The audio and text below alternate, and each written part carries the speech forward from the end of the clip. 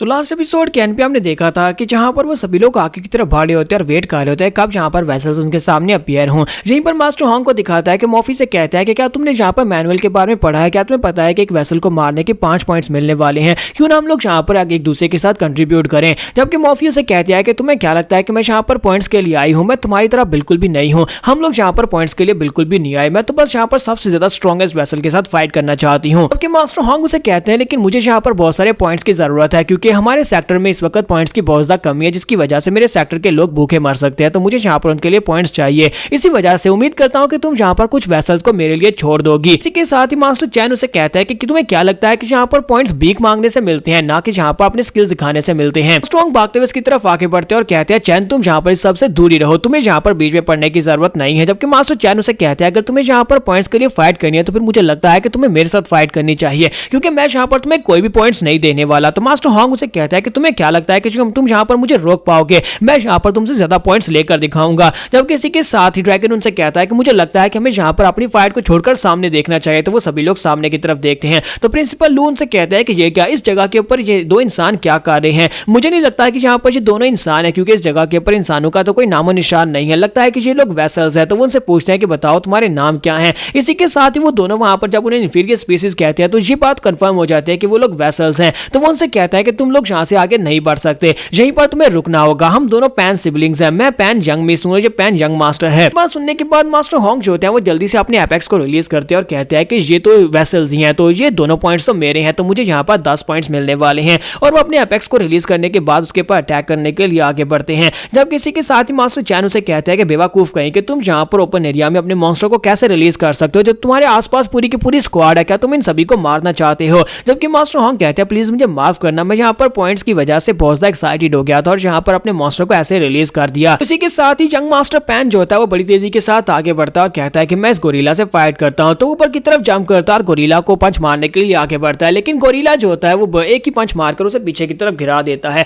तो वो वेसल जो होता है एक पंच खाने के बाद बहुत ही बुरी तरह जख्मी होकर पीछे गिर जाता है। तो ये देखने के बाद मास्टर चैन कहता है कि मुझे तो लगा था कि ये वेसल्स बहुत ज्यादा पावरफुल है और तुम लोगों ने भी कहा था कि ये बहुत ज्यादा खतरनाक और पावरफुल है, लेकिन ये तो बहुत ज्यादा कमजोर निकले। जबकि मास्टर हॉन्ग जो होते हैं वहां पर उन्हें सिर्फ और सिर्फ पॉइंट्स दिखाई दे रहे होते हैं, उन्हें लगता है कि ये दोनों बहुत ज्यादा कमजोर है, इनको बड़ी आसानी से मारकर 10 पॉइंट्स लिए जा सकते हैं। तो वो कहते हैं कि मैं यहाँ पर इनको पकड़ने वाला हूँ। जबकि वो दोनों सिबलिंग्स वहां से भागना शुरू कर देते हैं। तो मास्टर हॉन्ग कहता है कि यहीं पर रुक जाओ, तुम कहां पर जा रहे हो, और वो उनसे कहता है कि मैं इनका पीछा करता हूं और इसी के साथ ही वो उनके पीछे जाते हैं। जबकि मास्टर चैन कहता है कि वो बेवकूफ वहां पर पॉइंट्स के लिए उनका पीछा कर रहा है, मुझे लगता है कि मुझे रोकना होगा, चलो जल्दी से मेरे साथ हम लोग उन्हें जाकर रोकते हैं। जबकि ड्रैगन उनसे कहता है कि तुम्हें क्या लगता है कि वेसल्स इतने कमजोर हैं, वेसल्स कमजोर नहीं होते, मुझे लगता है कि जो इनका प्लान है वो हमें अलग करना चाहते हैं। तो मास्टर चैन कहते हैं तुमने बिल्कुल ठीक कहा, मुझे लगता है कि मुझे जाकर हॉन्ग का साथ देना चाहिए, वो अकेला वहां पर चला गया कहीं मुश्किल में न पड़ जाए। तो वो उसके साथ ही उसके पीछे भाग जाते हैं। वो लोग वहां पर से भागकर जा रहे होते हैं। इसी के साथ ही वहां पर एक और लड़की को दिखाते हैं जो कि एक वेसल होती है और ये जो वेसल होती है ये ठंडर पावर को यूज कर सकती है। तो लड़की वहीं पर खड़े खड़े ठंडर पावर को यूज करती है और आसमान के ऊपर से ठंडर गिरना शुरू हो जाती है। वहां पर सभी के ऊपर ठंडर के साथ अटैक होता है। तो वो सभी लोग जो होते हैं इस बात से काफी हैरान होते हैं।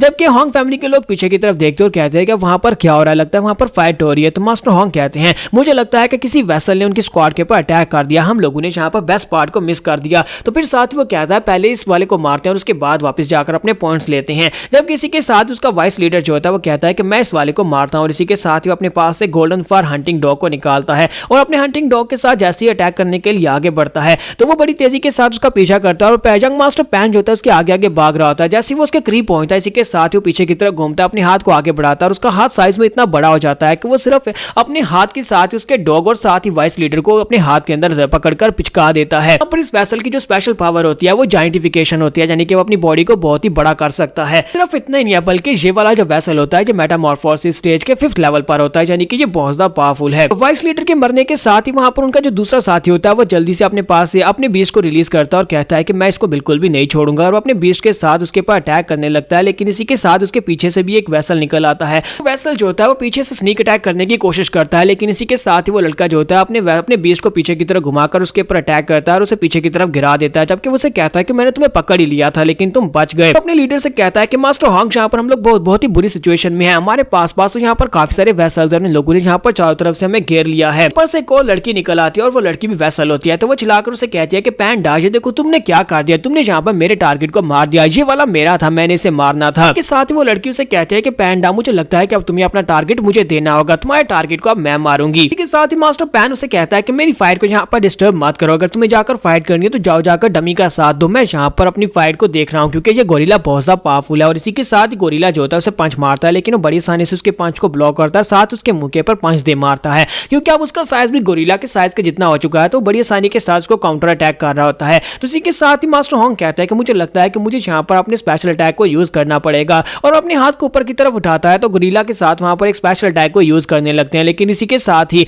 उसके सामने जो मास्टर पैन होता है वो ग्राउंड के अंदर अपना पांव दंसाता है और मिट्टी के साथ उसके ऊपर अटैक करता है। वो ग्राउंड के अंदर से मिट्टी उठाकर जैसे मास्टर होंग के ऊपर अटैक करता है तो गोरिल्ला जो होता है, क्योंकि वो अपने मास्टर से जुड़ा हुआ है, तो वो जल्दी से पीछे की तरफ बढ़ता है और अपना हाथ उसकी तरफ आगे करके उसको ब्लॉक करता है। तो मास्टर पैन उसे कहता है कि देखो, मैंने यहाँ पर तुम्हारे गोरिल्ला के अल्टीमेट अटैक को बड़ी आसानी से रोक दिया। हमारे मास्टर ने बिल्कुल ठीक कहा था, प्रोफेसर ने बिल्कुल ठीक कहा था कि तुम लोग यहाँ पर बहुत ज्यादा कमजोर हो। जब भी यहाँ पर तुम्हारे पर अटैक होता है तो तुम्हारा जो बीस्ट है वो तुम्हें बचाने की कोशिश करता है, जिसकी वजह से तुम लोग यहाँ पर हारने वाले हो। इसके साथ ही बैकग्राउंड में सीन दिखाते हैं जहाँ पर प्रोफेसर के पास सभी इन्फॉर्मेशन होती है, उसके पास इन सभी की इन्फॉर्मेशन होती है और उनके बीस्ट के बारे में भी इन्फॉर्मेशन होती है। तो फ्लेमी कहता है कि ये सभी के सभी लोग तो काफी ज्यादा पावरफुल हैं, सभी लोग यहाँ पर मेटामॉर्फोसिस स्टेज में और हमसे ज्यादा स्ट्रॉन्ग हैं। पैन सिबलिंग्स भी वहीं पर खड़े होते हैं। तो मास्टर पैन उसे कहता है कि प्रोफेसर, आपके पास तो यहाँ पर काफी सारा कॉन्फिडेंस दिखाई देता है, लगता है कि आपके पास कोई अच्छा प्लान है। पैन सिस्टर उसे कहती है कि मास्टर का ऐसा ना हो कि वहां पर जाने के बाद हम लोग उनके हाथ से मारे जाएं, क्योंकि उनकी स्ट्रेंथ हमसे ज्यादा है। तो प्रोफेसर उसे कहता है कि नहीं नहीं, तुम में से सभी लोग यहाँ पर जीतने वाले हो,